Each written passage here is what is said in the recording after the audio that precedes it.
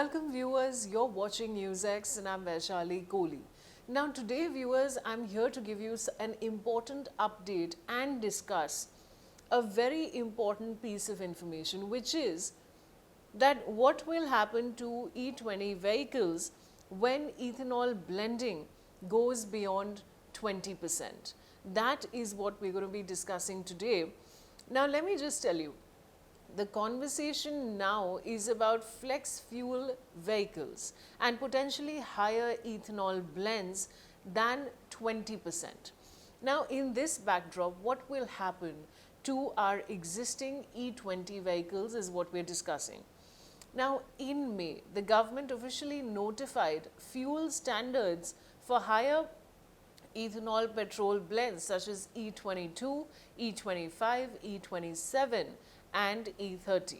And this, viewers, is laying on the groundwork for the next phase of India's ethanol blending initiative.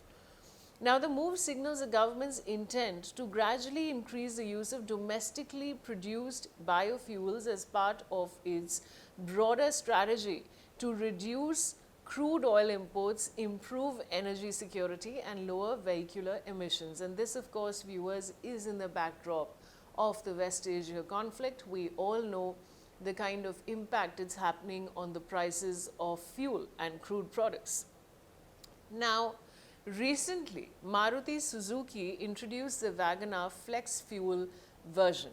The model is capable of operating on ethanol petrol blends ranging from E20 to E100. And this, of course, demonstrates the growing industry's need on ethanol utilization.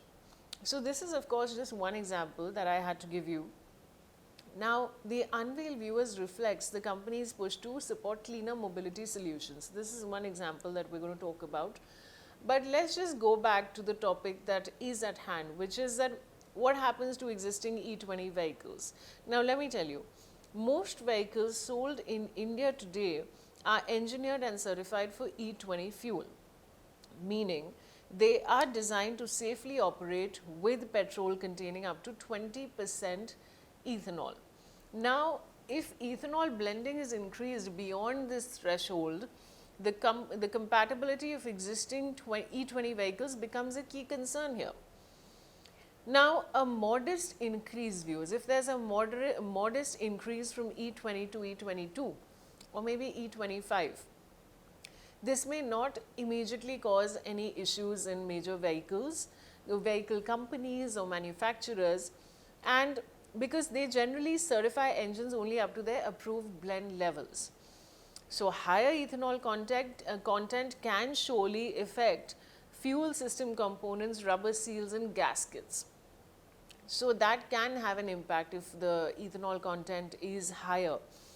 Because ethanol absorbs moisture more readily and has different combustion characteristics than petrol, which may impact durability, fuel economy and performance in non-compatible vehicles.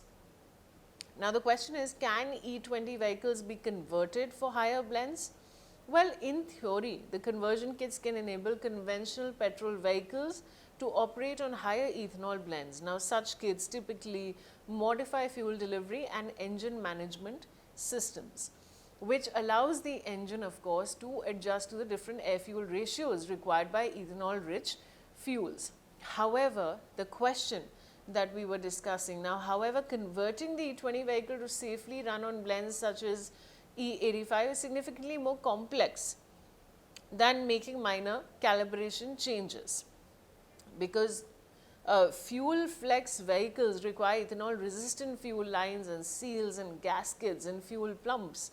So that, of course, is a requirement that has to be there. So this won't be an easy conversion really, but while conversion kits are technically possible, achieving fuel E85 compatibility often requires substantial hardware upgrades and also manufacturer validation. So this is the latest, viewers, but the point is, can fuel additives also help? So fuel additives can provide certain benefits such as reducing deposits or improving fuel stability or helping manage moisture related issues. And now let's talk about what really lies ahead. So E85 will likely emerge as a separate fuel option, which is targeted primarily at flex fuel vehicles, which are specifically engineered for high ethanol blends. At the same time, E20 is likely to remain available for the larger fleet of existing vehicles currently on Indian roads.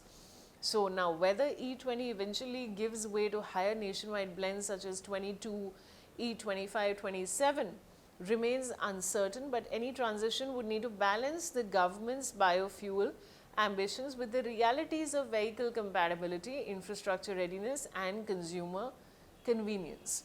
So all these factors, viewers, will be important. It is yet to be seen what happens on this front. But for now, thank you so much for watching and leave your comments down below about what you think of this.